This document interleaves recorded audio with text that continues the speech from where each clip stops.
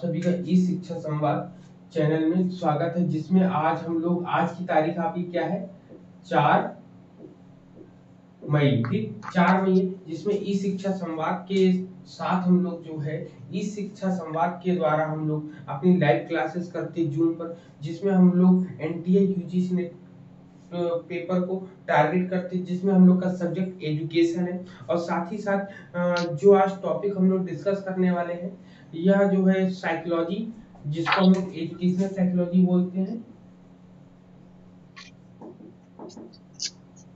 Educational psychology है आपकी,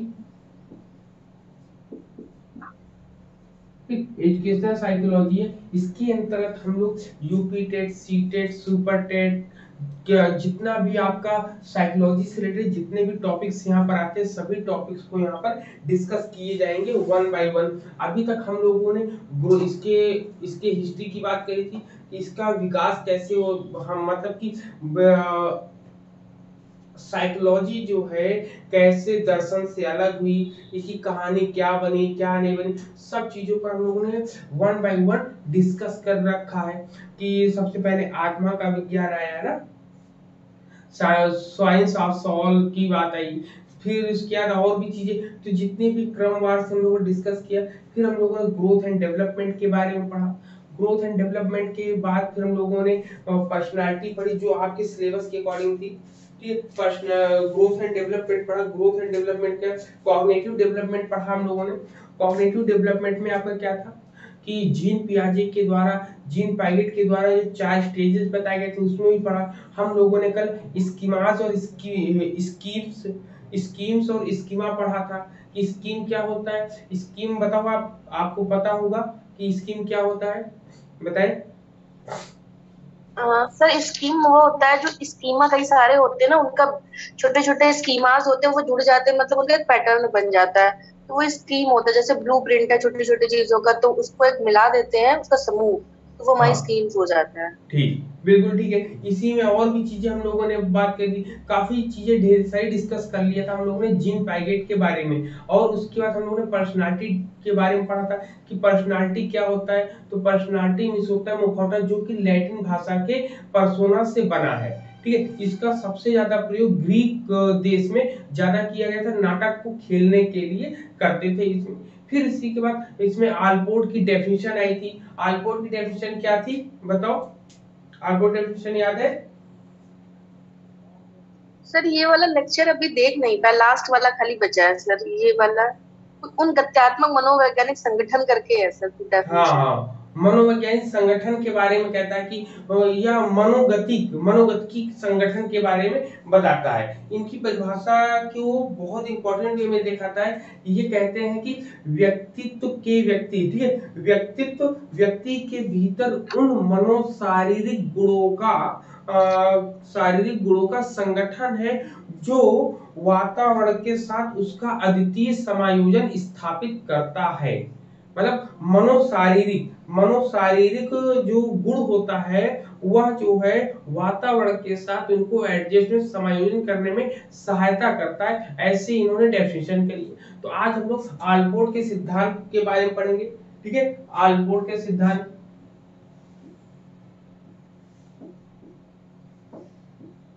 Allport के सिद्धांत के बारे में पढ़ेंगे। आलपोर्ट ने क्या, आलपोर्ट थ्योरी, ठीक है, आलपोर्ट्स थ्योरी, ठीक, आलपोर्ट्स थ्योरी। और थ्योरी किस पर देनी है हम लोग को, ऑफ पर्सनालिटी। ठीक, पर्सनालिटी पर हम लोग डिस्कस करेंगे कि इन्होंने व्यक्तित्व के विकास में क्या, मतलब व्यक्तित्व के सिद्धांत में कौन सा दिया था। इनके सिद्धांत का नाम बताओ, आपका क्या नाम है? सर इनके सिद्धांत का नाम है कार्यात्मक फंक्शन, कुछ ऐसे है सर, फंक्शनिंग।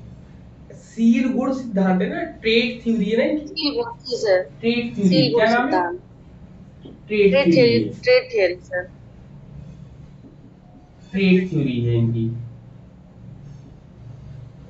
ठीक, ट्रेड थ्योरी है। अब ट्रेड थ्योरी में इन्होंने क्या बताया, सबसे पहले जीबी आलपोर्ट, इनका नाम है GB Allport, was the first personality theorist who adopted trade approaches. मतलब इन्होंने ये पहले व्यक्ति थे जिन्होंने व्यक्तित्व के सिद्धांत के बारे में बताया, और इन्होंने मुख्य रूप से उसकी विशेषता पर दृष्टिकोण अपनाया। मतलब उनके क्या क्या ट्रेट अप्रोच पर, क्या ट्रेट थ्योरी भी ना इसी इसको बोलते ट्रेट अप्रोच पर इन्होंने बात करी है, इस पर ट्रेट अप्रोच पर। ट्रेट अप्रोच मतलब विशेष सील गुण। सबसे पहले तो हमको ये समझना है कि सील गुण होता क्या है, ट्रेट होता क्या है। तो ट्रेट की डेफिनेशन क्या होगी बताइए जरा।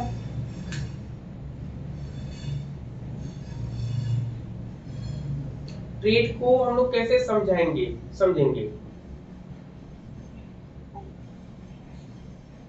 ट्रेट का मतलब, हाँ ट्रेट,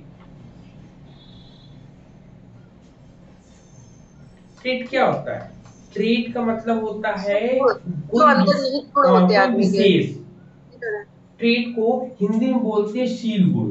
क्या बोलते हैं? शील, शील गुण।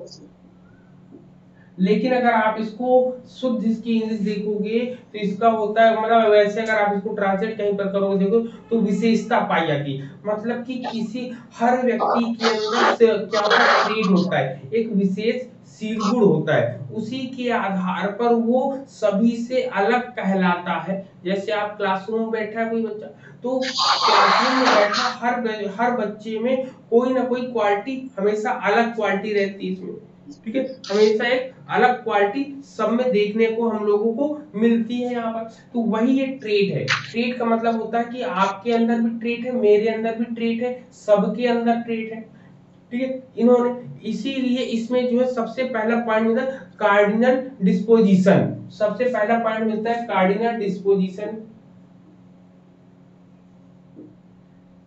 कार्डिनल डिस्पोजिशन,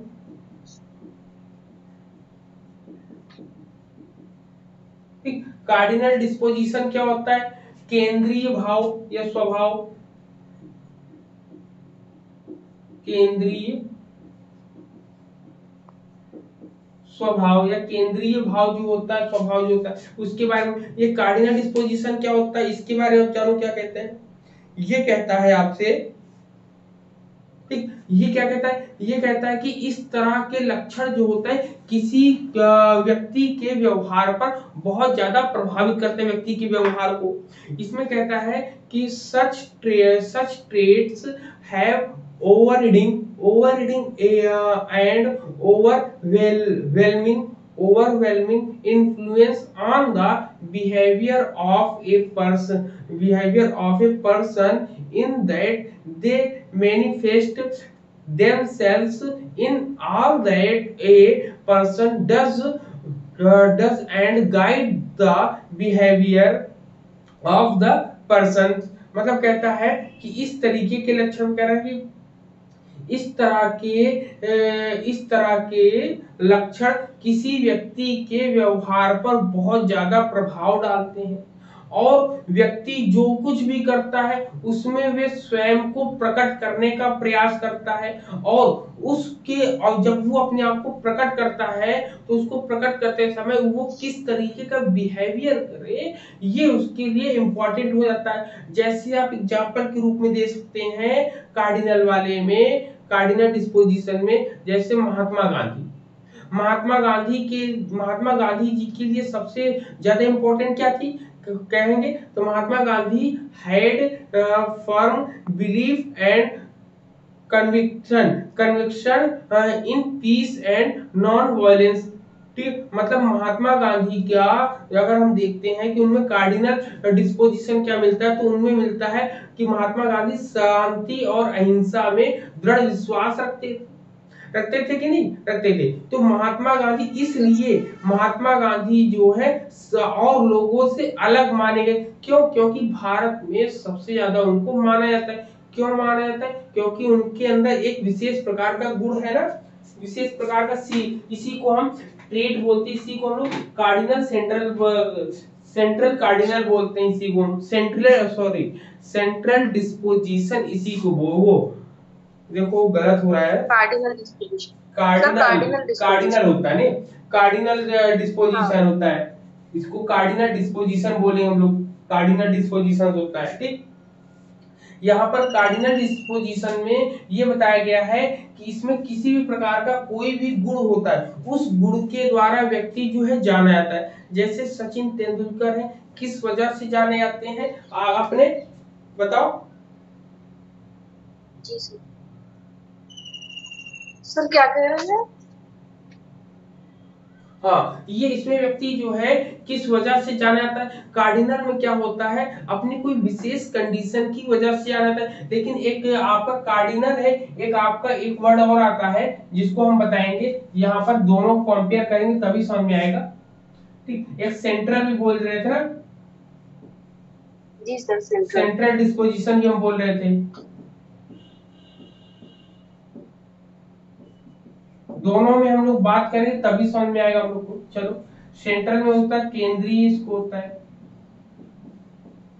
केंद्रीय स्वभाव होता है, ये होता है स्वभाव, केंद्रीय स्वभाव वाले ये, और कार्डिनल वाले में ये होता है। ठीक, तो सबसे पहले हम लोगों ने बात करी कार्डिनल वाले में। कार्डिनल वाले में व्यक्ति क्या करता है, अपने व्यवहार पर उसका व्यक्ति का व्यवहार जो है उस पर बहुत ज्यादा प्रभाव डालता है। मतलब व्यक्ति का आचरण जो होता है बहुत ज्यादा प्रभाव डालता है, वो उसी की वजह से ही जाना जाता है। ठीक है, इसमें जैसे एग्जाम्पल के रूप में आपको बताया मैंने महात्मा गांधी। महात्मा गांधी आएंगे जैसे, और दूसरे नंबर पे लता मंगेशकर जैसे आएंगी।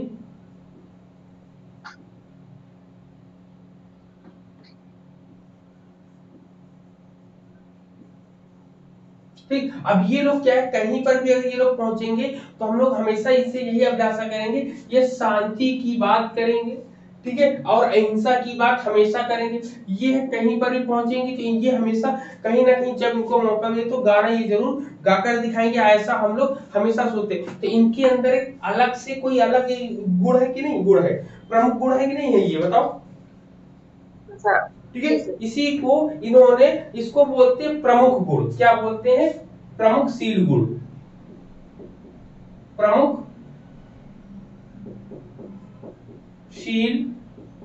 गुण। ठीक है, ये होता है। लेकिन अगर इसको और अच्छे तरीके से बताना चाहेंगे तो इसका एक ग्राफ बनाएंगे, उस ग्राफ से आपको पूरी की पूरी चीजें समझ में आ जाएंगी। चलो ग्राफ बना के बताते हैं जिससे आपको सब चीजें स्पष्ट हो जाए, कोई भी चीज डाउटफुल ना रहे आपको। चलो एक ग्राफ बनाते हैं बढ़िया सा, जिसके अंदर हम लोग सब चीजों को डिस्कस करेंगे वन बाय वन। देखिए, सबसे पहले अगर हम ये ट्रेड थ्योरी पढ़ना चाहते हैं तो ट्रेड थ्योरी को पढ़ने के लिए आलपोर्ट का जो सिद्धांत है उन्होंने कैसे बताया, ठीक, इसी को विशेषक सिद्धांत भी कहते हैं। ठीक है, कभी कभी तो सबसे पहले आपका जो बनेगा उसके बारे में हम लोग डिस्कस कर लेते हैं। चलो, सबसे पहले आलपोर्ट थ्योरी होगी, तो आलपोर्ट थ्योरी को हम लोग 3 भागों में डिवाइड करके पढ़ेंगे। सबसे पहले व्यक्तित्व की संरचना पढ़ेंगे, व्यक्तित्व की संरचना में पढ़ेंगे, मतलब पर्सनालिटी स्ट्रक्चर, पढ़ेंगे। ठीक, दूसरा क्या पढ़ेंगे, व्यक्तित्व की गतिकी, मतलब क्या लेंगे, व्यक्तित्व की गतिकी। ठीक है, तो पर्सनालिटी की गतिकी को क्या बोलते हैं बताओ। Dynamic sir, dynamics of personality. ठीक, ये हो गया। और तीसरा में क्या पढ़ेंगे, एक पॉइंट और होता है, तो 4 होते हैं टोटल। तो एक और होता है आपका व्यक्तित्व का वर्धन, मतलब ग्रोथ जो करता है ना, और व्यक्तित्व का शोधन। तो ये 2 से ज्यादा इंपॉर्टेंट क्वेश्चन नहीं आते। एक होता है व्यक्तित्व का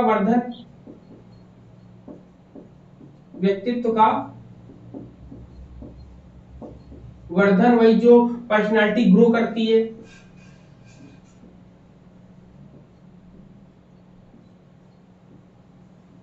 जो ग्रो करती, और जो है इसके पर्सनालिटी को हम लोग मेजर जो करते हैं ना,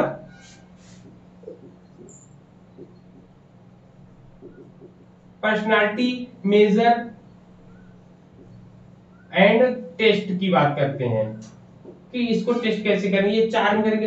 लेकिन ये जो ज्यादा इंपॉर्टेंट है क्योंकि क्वेश्चन यहीं से आपके बनते हैं। चलो वन बाय वन इसमें देखते हैं सबसे पहले क्या क्या चीजें हम लोग को पढ़ने को मिलेंगी। तो सबसे पहले इसमें कहता है कि सबसे पहले आपको डेफिनेशन पढ़ने को मिलती है। क्या मिलती है? डेफिनेशन। ठीक, परिभाषा पढ़ने को मिलती है। ठीक है, परिभाषा पढ़ने को मिलती है। फिर इसके बाद हम लोग को क्या मिलता है? फिर इसके ट्रेड पढ़ने को मिलते हैं। क्या मिलते हैं? ट्रेड पढ़ने को मिलता है। ठीक, जिसको बोलते हैं शील गुण।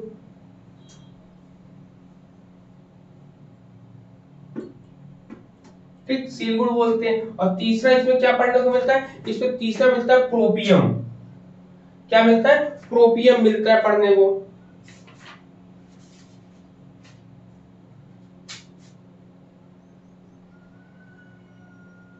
ठीक है, प्रोपियम।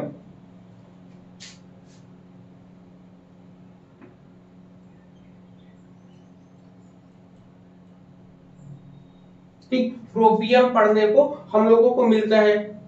ठीक है, प्रोपियम।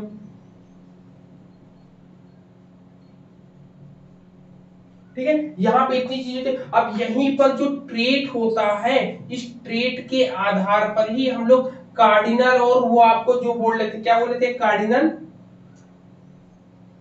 सर कार्डियन दूसरी सेंट्रल डिस्पोजिशन। हाँ, कार्डिनल और सेंट्रल। ठीक, डिस्पोजिशन। तो ये आपका एक प्रमुख होता है और एक केंद्रीय होता है। डिस्पोजिशन बिल्कुल।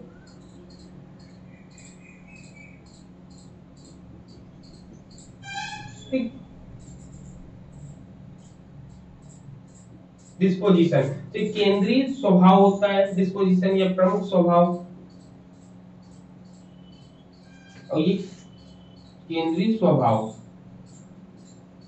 ठीक, ये होता है। तो यहाँ पर अभी तक हम लोगों ने डेफिनेशन को देख लिया था पहले ही। डेफिनेशन को देखने के बाद हम लोग किस पर आ गए थे? ठीक, अच्छा, सेंट्रल हाँ, पे आ गए। हम लोगों ने सबसे पहले पर्सनालिटी आलपोर्ट की जो थ्योरी है उसको थ्योरी जाना हम लोगों ने। फिर इसमें पर्सनालिटी स्ट्रक्चर में जब देखते तो पर्सनालिटी स्ट्रक्चर में सबसे पहले इनकी डेफिनेशन देखी। डेफिनेशन में क्या देखा था? बताओ, डेफिनेशन में क्या बोला था इन्होंने, आलपोर्ट ने? बताओ एक बार डेफिनेशन फिर से आप लोग।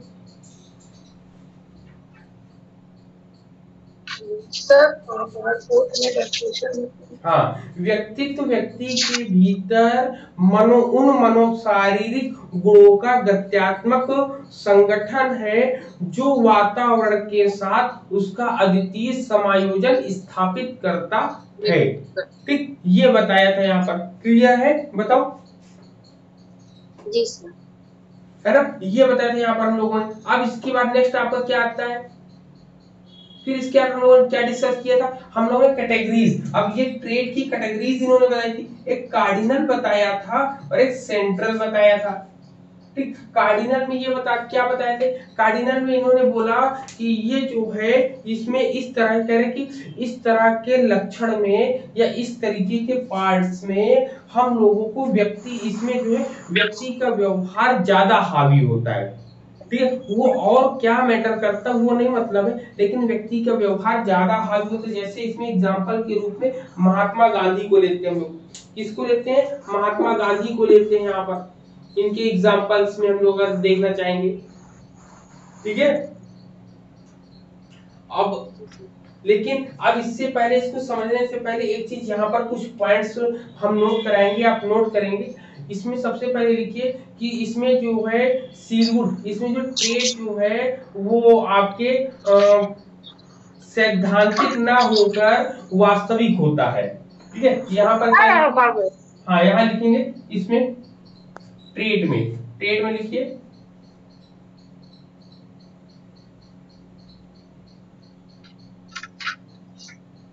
सैद्धांतिक ना होकर होकर वास्तविक होता है।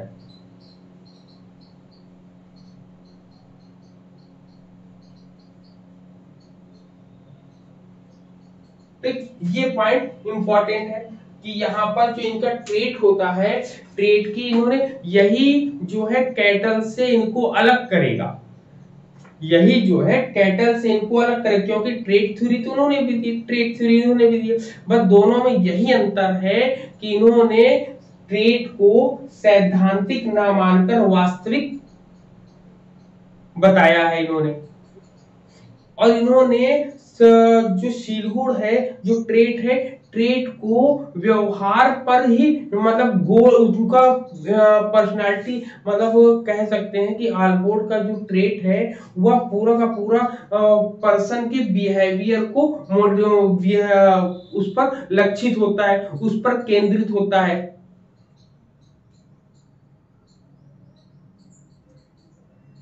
ठीक, तो इन्होंने कहा कि जब कभी हम किसी भी बालक को देखते हैं तो किसी बालक को देखने के बाद हम उनके ट्रेट को देख तो नहीं पाते हैं, लेकिन देख नहीं पाते, लेकिन उनका मापन अवश्य कर पाते हैं। तो अब किसी भी बालक के व्यक्तित्व के मापन के लिए इन्होंने व्यक्तित्व के बारे में बताने के लिए शीलहुड के दो रूप बताए हैं।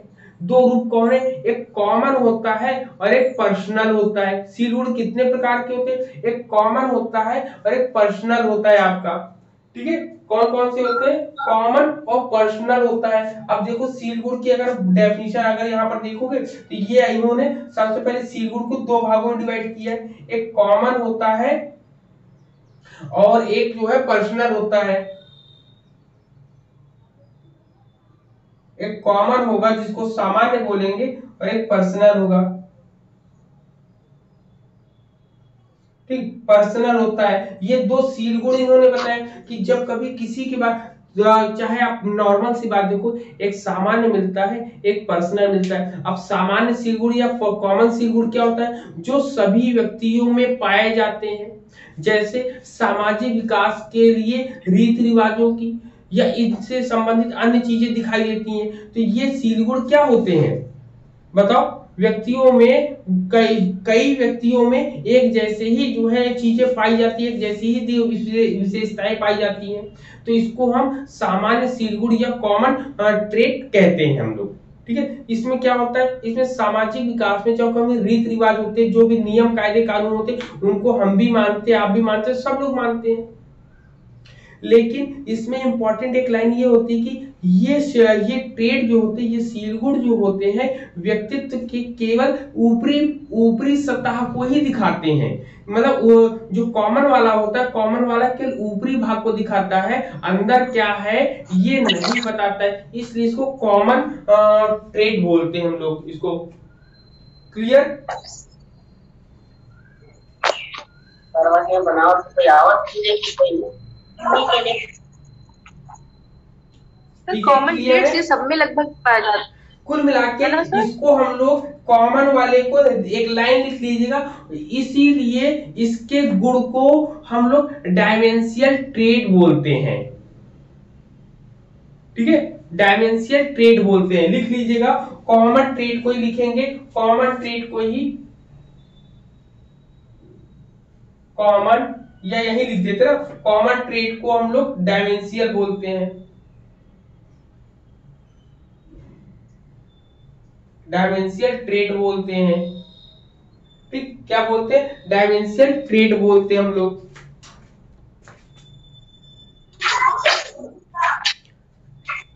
समझ में आ रहा है? क्योंकि डायमेंशियल ट्रेड कभी कभी अगर पूछा जाएगा तो डायमेंशियल ट्रेड आप बता सकते हैं कि कॉमन जो ट्रेड होता है उसको उन्हीं को इन्होंने डायमेंशियल ट्रेड बोला है। फिर इसके बाद हम लोग आते हैं पर्सनल, ये आता है पर्सनल ट्रेड क्या होता है। ठीक, वैयक्तिक शीलहुड क्या होता है? तो वैयक्तिक शीलहुड या पर्सनल शीलहुड वो पर्सनल ट्रेड वो होते हैं जो व्यक्ति में विशेष रूप से पाए जाते हैं, जिनकी तुलना हम किसी और से कर ही नहीं सकते। आलपोर्ट ने इसको भी बहुत महत्वपूर्ण बताया है और व्यक्तित्व के विकास में इसकी महत्वपूर्ण भूमिका बताई है, इसीलिए इसको क्या कहते हैं? आवाज आवाज बंद कर लो।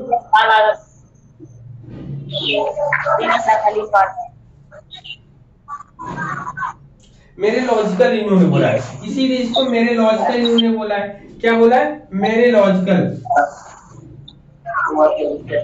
ठीक, मेरेलॉजिकल इन्होंने इसको बोला है।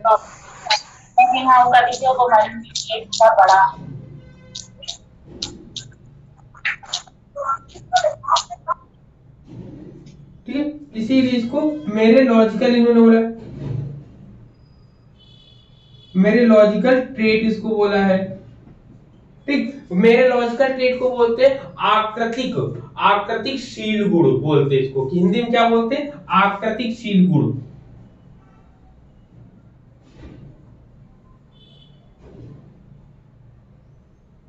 आकृतिकशील गुण बोलते हैं इसको। ठीक है, डायमेंशन को क्या बोलते हैं हम लोग, बताओ इसको, इसको मैंने क्या बताया था, विमीयशील गुण।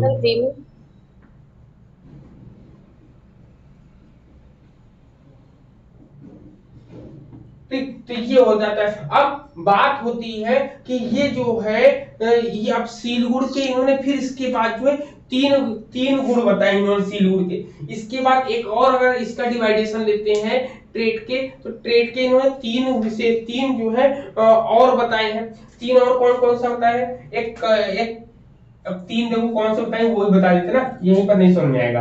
अब देखो एक तो यहाँ पर बता दिया है, दो तो यहाँ बता दिया, दो के बताने के बाद एक ट्रेड का पार्ट्स यहाँ पर बताते हैं कि ट्रेड को एक बार और भर डिवाइडेशन करेंगे इन्होंने अलग से, यहाँ पर मान लो कर लेते हैं। इन्होंने तीन कौन कौन से किए हैं, एक तो ये बताएंगे। तीन में सबसे पहले इन्होंने किया, सबसे पहले किया प्रमुख, फिर किया है आपका प्रमुख, प्रमुख के बाद आपका क्या आएगा, केंद्रीय,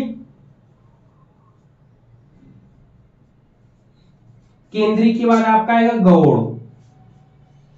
ठीक, सबसे प्रमुख को हम लोग क्या बोलते हैं, कार्डिनल, इसको सेंट्रल, और गौड़ क्या क्या बोलेंगे हम लोग, बताओ, सेकेंडरी।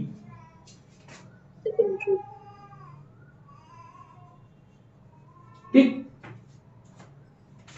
डिस्पोजिशन या ट्रेट बोल सकते हैं ना, ये आपका कार्डिनल आता है, आपका कार्डिनल है, ये आपका सेंट्रल है, ये आपका सेकेंडरी है। चलो अब यहां तक ये क्लियर हुआ कि नहीं हुआ, बताओ सब लोग, सविता जी ने, दिवाली जी बताओ, यहां तक क्लियर हुआ, ये तो यहां तक जो ग्राफ बन रहा है आपका,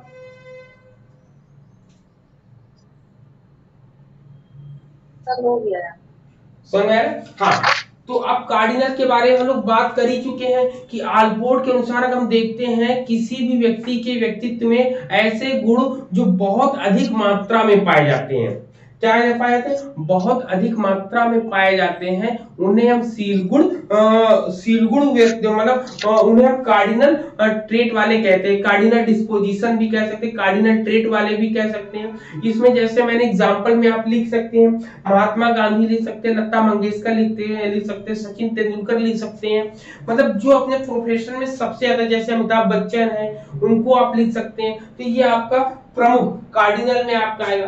फिर वही से आपका केंद्रीय या सेंट्रल में कौन कौन आएंगे, सेंट्रल वाले में जब हम बात करेंगे, सेंट्रल वाले में कहता है मतलब किसी भी व्यक्ति के व्यक्तित्व में ऐसे गुण जो प्रमुख गुणों की अपेक्षा कम होते हैं किंतु गौड़ की तुलना में अधिक होते हैं, उन्हें केंद्रीय कहते हैं। जैसे ये कहता है कि जैसे कोई कंडीशन आती है तो उचित अवस्था आने पर, उचित समय आने पर वो उसके अंदर जो विशेषता होती है वो जो है करने लगता है। जैसे इसका एग्जांपल बताओ क्या हो सकता है, इसके एग्जांपल के आसपास इसमें और भी डेफिनेशन इसमें कहते हैं कि दिस इज फाउंड, कह रहे हैं this is found in all persons and one can have 5 to 10 central dispositions या सेंट्रल ट्रेट्स। ये कहता है कि यह सभी व्यक्तियों में पाया जाता है और किसी के आप मतलब 5 से 10 अगर आप रेशियो देखोगे, हर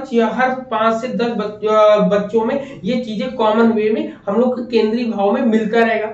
इसमें कहते हैं कि these are not equivalent to cardinal trait but one can assess the personality of an individual in terms of these traits। मतलब ये कहता है कि कार्डिनल लक्षण जो प्रमुख है, प्रमुख लक्षणों के बराबर तो नहीं होता है, लेकिन इसमें कहीं ना कहीं वो उनसे थोड़ा सा बराबर, इनसे कम होता है और इनसे ज्यादा होता है, इसीलिए इसको सेंट्रल बोलते हैं। इसमें कहते हैं कि यह जब मौका आता है तो मौके आने पर ये इनके अंदर जो चीजें होती वो निकल कर बाहर आ जाती है। जैसे इसका एग्जाम्पल आपसे हम पूछना चाह रहे हैं, आप बताओ क्या एग्जाम्पल हो सकता है? सर जैसे कि सेल्फ कॉन्फिडेंस। अब जैसे नगाड़ा बजने लगे, ये डांस की, जहाँ कोई डांस, आपको मान लो आपको डांस करना आता हो और कहीं डांस हो रहा हो, तो आपके अंदर जो दबी हुई इच्छा वो निकल कर आएगी नहीं आएगी कि हम तो कर सकते हैं ये चीज ना, क्या कर सकते हैं।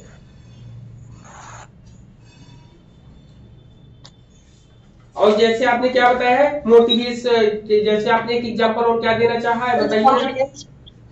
सेल्फ कॉन्फिडेंस हो। ये चीजें क्लियर हुई यहाँ तक, बताओ सभी को यहाँ तक क्लियर हुआ, सेंट्रल तक हो गया सभी को क्लियर। अब बात करते हैं सेकेंडरी वाले।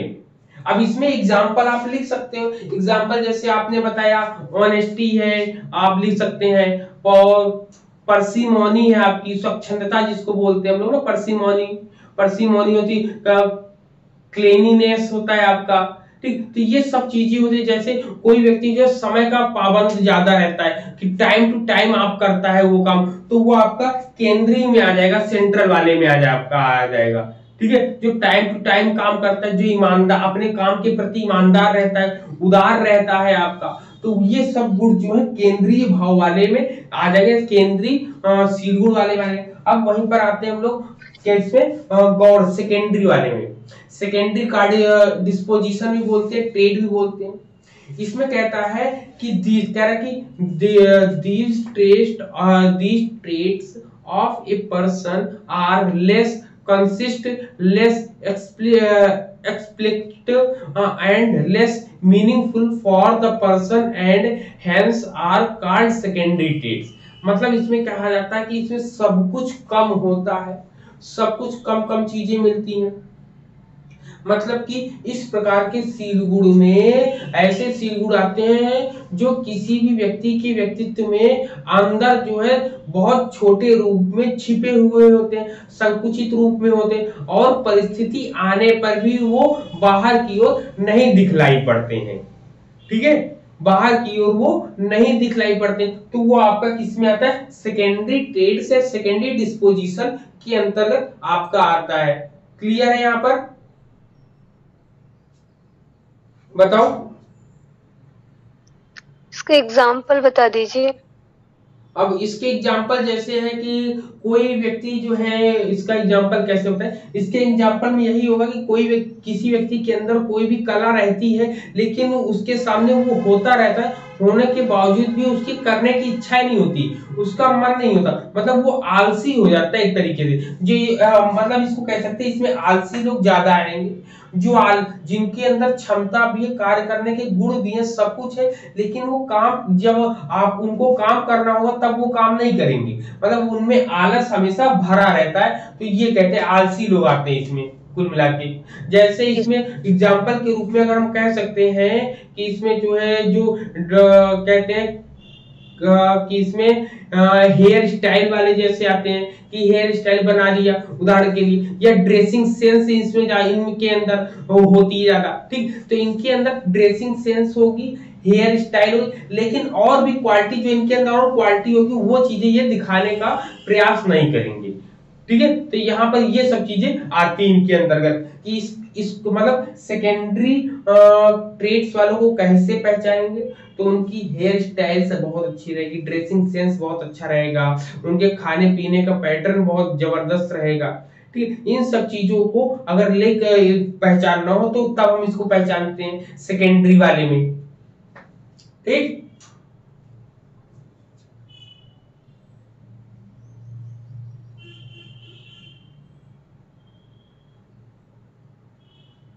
क्लियर है ये पॉइंट, बताएं।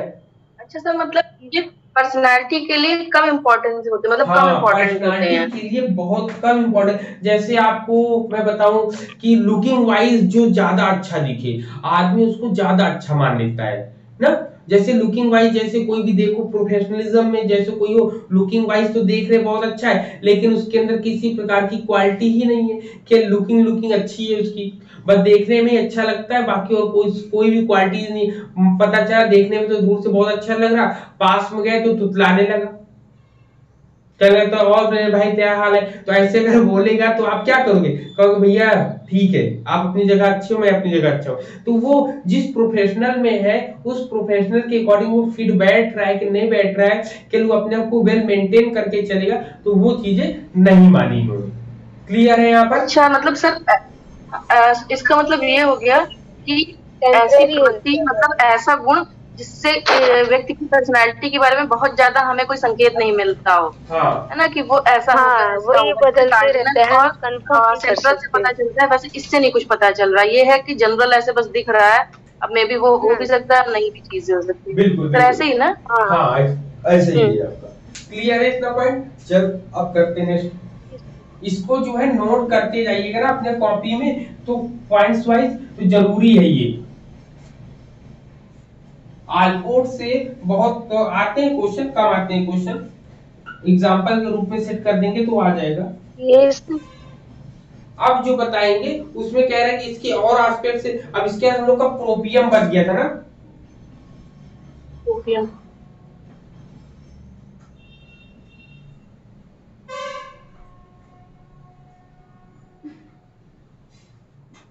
प्रोपियम, ठीक, प्रोपियम बोलते हैं, प्रोपियम होता है, ठीक है, प्रोपियम होता है। प्रोपियम में क्या होता है, प्रोपियम में मुख्य रूप से ये दिखाता है, ये जो है एग्जाम में भी अगर आ सकता है, तो अगर आप इसको बता सकते हैं बहुत अच्छे तरीके से बता सकते हैं। ये कहता है कि जो आपके ट्रेड्स होते हैं, ट्रेड्स का जो संगठन होता है उसी को हम लोग बोलते हैं प्रोपियम। क्या बोलते हैं? आलपोर्ट ने क्या कहा? आलपोर्ट ने कहा किसी भी बालक के व्यक्तित्व की संरचना में व्यक्तित्व से असंबंधित शील गुणों का जो समूह ना होकर संबंधित शील गुणों का समूह, मतलब जिससे हमारा काम हो उसी से हमारा जो पूरा का पूरा ट्रेड का ग्रुप बनता है, संगठन को ऑर्गेनाइजेशन, इसको बोलेंगे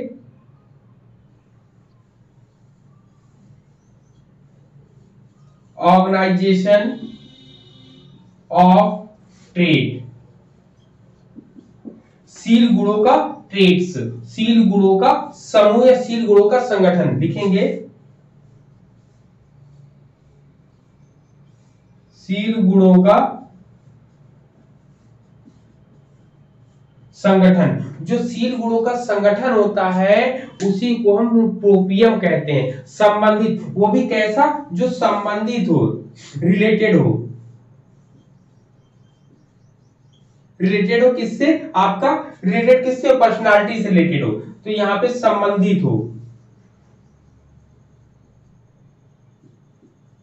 जो संबंधित शील गुणों की संगठन होता है, संरचना होता है, उसको लेकर इन्होंने आलपोर्ट ने शैशवावस्था, मतलब कि बर्थ बाय बर्थ से लेकर जो है आपके एडोलसेंस एज तक के लिए इन्होंने बताया है, ठीक है, बर्थ से लेके इन्होंने एडोलसेंस तक के लिए बताया। सबसे पहले इनके 3 स्टेजेस इन्होंने बताए।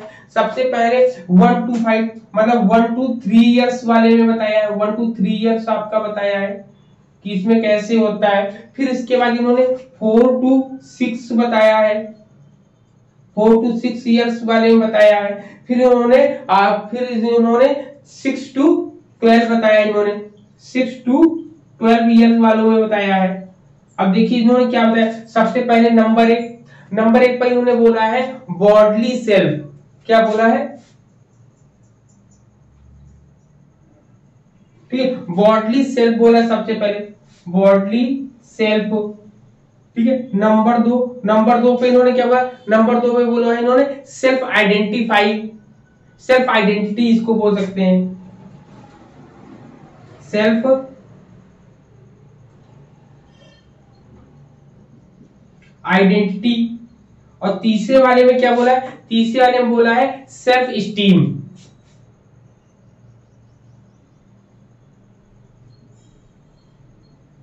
ठीक। ये बॉडली सेल्फ में क्या होता है, शारीरिक आत्मन होता है आपका, मतलब शरीर को ही ज्यादा मानता है, शारीरिक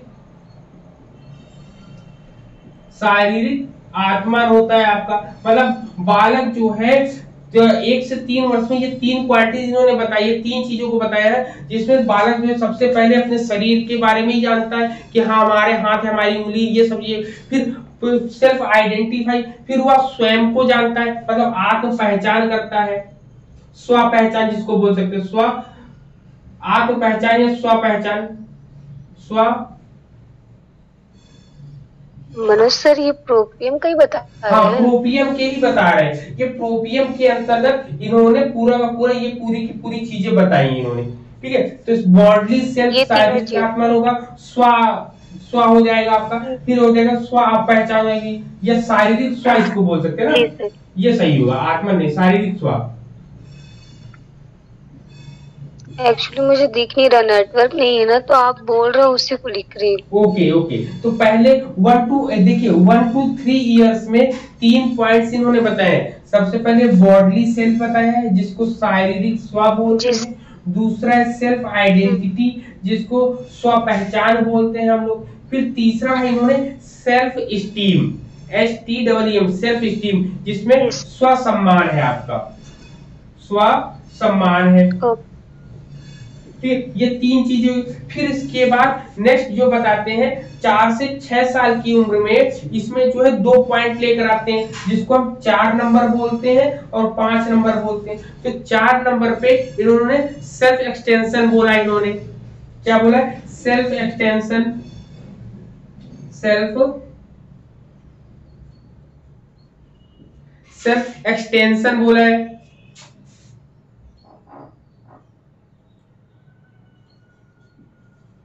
सेल्फ एक्सटेंशन। और 5वां पॉइंट सेल्फ एक्सटेंशन को हम लोग बोलते हैं स्वविस्तार। क्या बोलते हैं, स्वविस्तार, स्वविस्तार,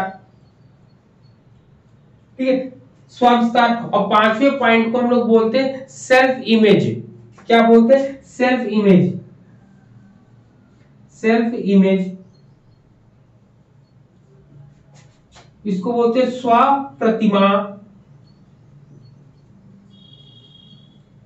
स्व प्रतिमा होती है ना, स्व प्रतिमा हो जाती है। फिर इसके बाद आपका ये 5 पॉइंट हो गए टोटल। अब देखिए 6वां जो पॉइंट होता है, 6वें पॉइंट को इन्होंने बोला है रेशनल कैपिंग, ठीक है, कॉपी नहीं, रेशनल कॉपिंग बोला है। युक्ति संगत जो होता है रेशनल, ये रेशनल इन्होंने बोला कुल मिला के 6वें पॉइंट पे, जो कि 6 से 12 वर्ष तक के अंतर्गत आएगा। वो 6वां युक्ति संगत जिसको बोलते हैं रेशनल। सर 6 से 12 तो नीचे वाली हो गई, उसमें आएगा ये क्या? हाँ, रेशनल कॉपिंग बोले ना, रेशनल कॉपिंग, ठीक है। रेशनल कॉपिंग को बोलेंगे युक्ति संगत। क्या बोलेंगे, युक्ति संगत, युक्ति संगत, ठीक है, ये हो जाएगा आपका। फिर इसके बाद आएगा आपका 6 से 12 वर्ष की उम्र में एक और आता है, वो आता है उपयुक्त प्रयास। क्या आता है, उपयुक्त प्रयास आता है आपका, ठीक। 6 से 12 वर्ष के अंदर नहीं आएगा। अब 6 से 12 वर्ष तक खत्म हो गया। अब 12 वर्ष से लेके जो किशोरावस्था एडोलसेंस आती है, एडोलसेंस तक की, एडोलसेंस 12 से ऊपर जो आता है, 12 से ऊपर इन्होंने बोला एप्रोप्रिएट स्ट्रीविंग। क्या बोला, एप्रोप्रिएट स्ट्रीविंग या स्ट्राइविंग। 7वें नंबर पे एप्रोप्रिएट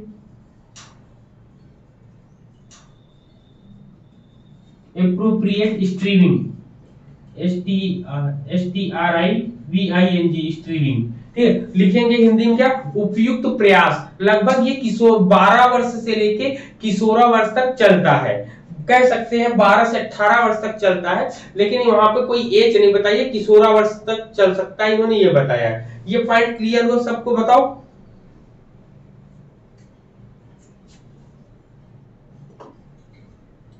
सर ये 6 से 12 में रेशनल कॉपिंग आएगा ना? हाँ, रेशनल कॉपिंग जो है 6 से 12 वर्ष तक में आएगा। लेकिन फिर इसके बाद जो 7वां पॉइंट है एप्रोप्रिएट स्ट्रीविंग जो होता है, उपयुक्त आपका आता है, वो जो है आपका 12 से आपका किशोरावस्था का आता है। ठीक है, किशोरावस्था इन्होंने 6 से 12 से 18 वर्ष तक मान सकते हैं, लेकिन उन्होंने कोई एज वहां पर बताया नहीं है। क्लियर?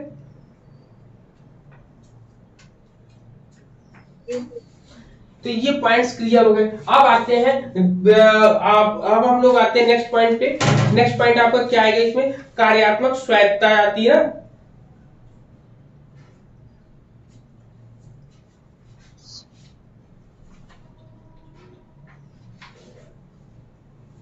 चलिए, अब इसके बाद हम लोग जो आता है, आप लोग जो फंक्शनल वाला कह रहे थे, फंक्शनल वाला एग्जाम में ही पूछा जाता है। एग्जाम में सबसे ज्यादा वही क्वेश्चन पूछने वाला है यहाँ पर। ठीक है, वही नंबर सबसे ज्यादा पूछा जाता है क्वेश्चन जो इसके बाद बताने वाले हैं, क्योंकि यूजीसी नेट में जब से आ रहा है पेपर, तब से सबसे ज्यादा उसी को पूछा गया है। कार्यात्मक स्वायत्तता के बारे में ही पूछा गया है, जिसको फंक्शनल ऑटोनॉमी हम लोग बोलते हैं। क्या बोलते हैं? Functional autonomy. ठीक, फंक्शनल ऑटोनॉमी होती क्या चीज है, सबसे पहले देखें। तो ये फंक्शनल ऑटोनॉमी जो होती है, ये मुख्य रूप से किसके अंतर्गत आती है? तो ये आती है साइकोलॉजिकल मैच्योरिटी के अंतर्गत आती है, मनोवैज्ञानिक परिपक्वता के अंतर्गत आती है। किसके अंदर आती है?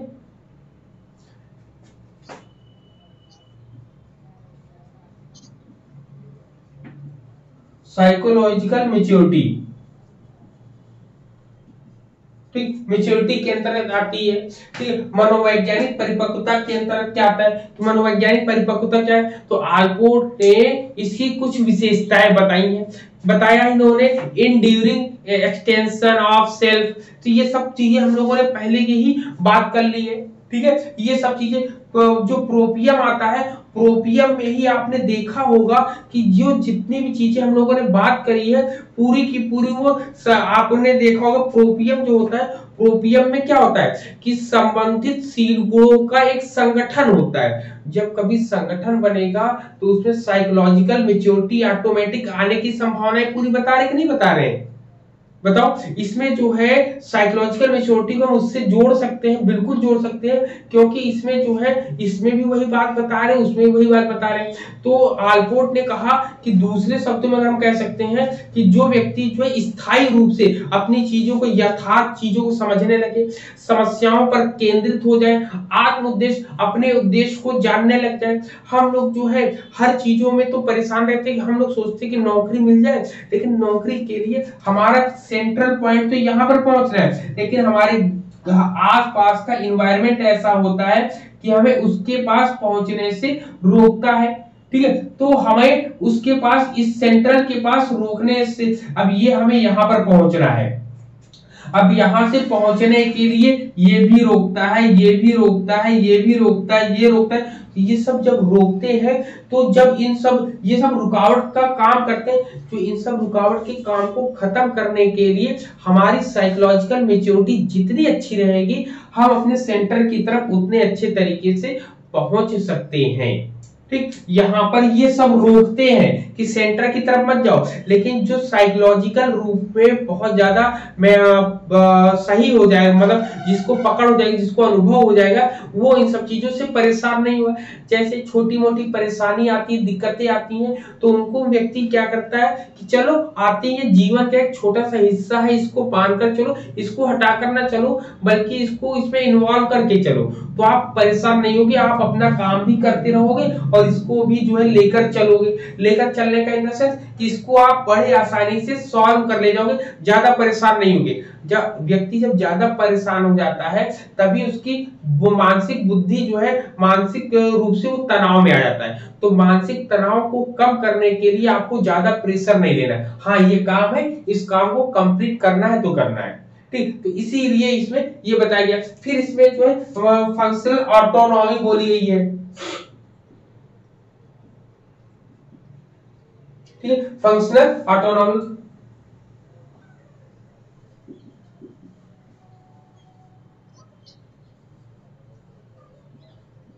सर, साइकोलॉजिकल मैच्योरिटी में ही फंक्शनल ऑटोनॉमी आएगी? हाँ, इसी के अंतर्गत हम लोग इसको डिस्कस करेंगे ना, क्योंकि साइकोलॉजिकल मैच्योरिटी एक पॉइंट ये अलग है, लेकिन साइकोलॉजिकल मैच्योरिटी के बाद ही फंक्शनल ऑटोनॉमी आपकी आएगी। ठीक है, ये बताने का मतलब मेरा है।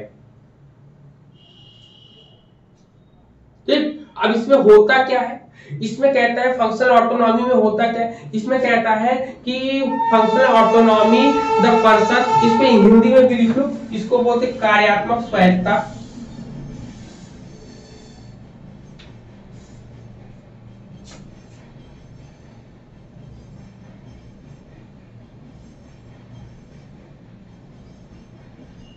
ठीक, कार्यात्मक स्वायत्ता, इसमें कहता है functional autonomy the person experiences freedom of choose and act freely and without being dependent. मतलब कार्यात्मक स्वायत्ता जो है, व्यक्ति जो है चुनने की, व्यक्ति के अंदर चुनने की स्वतंत्रता का अनुभव करता है। मतलब उसके अंदर ये फीलिंग रहती है कि मेरे पास तो ऑप्शन ढेर सारे हैं, हम तो किसी भी ऑप्शन को चुन सकते हैं। वह जो है जो चीज हासिल करना चाहता है और हासिल कर भी लेता है, उसके लिए वह पूरे रूप, खुले रूप से स्वतंत्र होता है। तो आलपोर्ट ने क्या कहा, आलपोर्ट ने कहा कि एक सामान्य अनुप्रेरक के रूप में अपने पूर्व कहता कि अपने पहले की व्यक्तित्व की उत्पत्ति से संबंधित नहीं होता, अर्थात पूर्व में कोई भी हम काम कर रहे हो, उस काम से हम बहुत अच्छे इंसान बन जाए, तो हम पुराने चीजों को भूले ना, उसको साथ में लेके चले। जैसे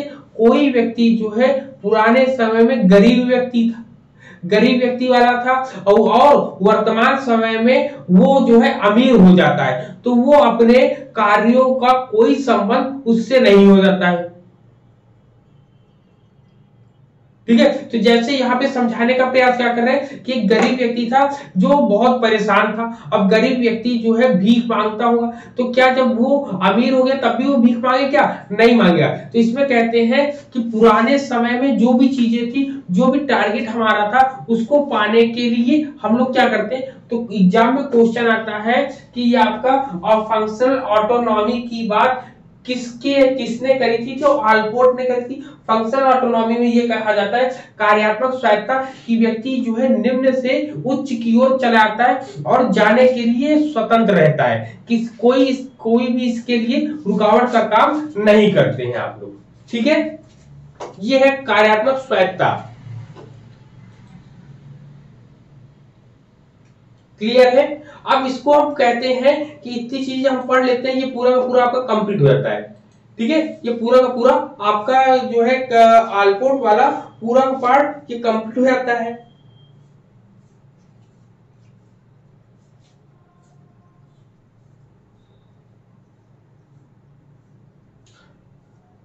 ठीक, अब इसमें देखिए, इसमें आता है एजुकेशनल इम्प्लीकेशन, मतलब इसमें शिक्षा क्या मिलती है, शैक्षिक निहितार्थ क्या है। तो इसमें कहते हैं कि the teacher can now the trait of a child and help him to develop and promote those characteristics which are his assessed. मतलब ये कहता है कि शिक्षक जो है एक बच्चे के लक्षणों को इसके द्वारा, आलपोर्ट के द्वारा जान सकता है कि उसके अंदर किस प्रकार का गुण है, उसी के आधार पर उसको बढ़ावा देगा, उसका विकास करेगा। ठीक है, मतलब इसकी जो विशेषताएं होंगी उसकी उनके उस बालक के अंदर जो विशेषताएं होंगी उनका एक संगठन बनाएगा, उनके संगठन के अनुसार ही उसका विकास करना शुरू कर देगा, जो प्रोपियम के अंतर्गत हम लोगों को देखने को मिलता है। इन्होंने क्या कहा कि कह रहे हैं कि education has to act as a positive intervention mechanism. ठीक, इन्होंने बोला है कि शिक्षा को एक सकारात्मक हस्तक्षेप तंत्र के रूप में कार्य करना चाहिए। इन्होंने कहा कि किसी भी बालक के पर्सनालिटी को डेवलप करने के लिए इनकी थ्योरी बहुत ही यूजफुल है, कि वह जो है सोशल में कैसे, सोसाइटी में कैसे रहेगा, कल्चरल ग्रुप में वो कैसे अपने आप को सरवाइव करेगा। तो इन सब चीजों के बारे में ये हम लोग को बताते हैं और निगेटिविटी यहाँ पर खत्म करने का प्रयास करते हैं हम लोग का। क्लियर है पॉइंट? सर ये एजुकेशनल इम्प्लीकेशन ये सब फंक्शनल ऑटोनॉमी में आएंगे? नहीं, फंक्शनल ऑटोनॉमी तो इनकी थ्योरीज में आएगा।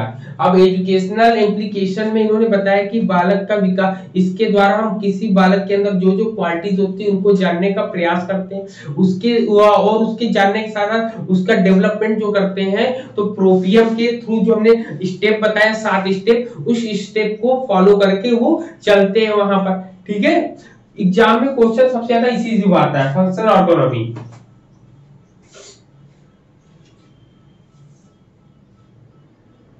ठीक है, चलिए तो यहाँ पर ये आपका कंप्लीट होता है। शाम को हम लोग मिलेंगे रिसर्च के, हम लोग रिसर्च डिजाइन इस समय पढ़ रहे हैं, जो कि बहुत ज्यादा इंपॉर्टेंट टॉपिक है, जिसमें हम लोगों ने काफी ढेर सारी चीजें अभी डिजाइन इन रिसर्च एजुकेशन का डिवाइडेशन किया था। Descriptive research design, experimental research design और हिस्टोरिकल रिसर्च डिजाइन के बारे में पढ़ा था, जिसमें हम लोग ने क्या पढ़ा था, डिस्क्रिप्टिव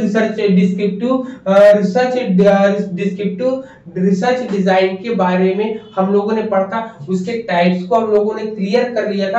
अब हम लोग एक्सपेरिमेंटल रिसर्च डिजाइन पढ़ेंगे, जो कि सभी एग्जामों के लिए बहुत इंपॉर्टेंट है। और आप इन केस अगर आप पीएचडी कर रहे हैं, जो करने वाले हैं, उनके लिए भी बहुत हेल्पफुल होगा। जो सिनॉप्सिस बनाना चाहते हैं उनके लिए भी काफी हेल्पफुल होगा ये आपका। ठीक है, तो शाम को जरूर हम लोग मिलते हैं। ठीक है, क्लियर? बोले क्लियर है सब? चलिए फिर आगे बढ़े। चलिए फिर हम लोग शाम को मिलते हैं सभी को लोग। ठीक है, चलिए शाम को मिलते हैं। तब तक के लिए जय हिंद सभी को।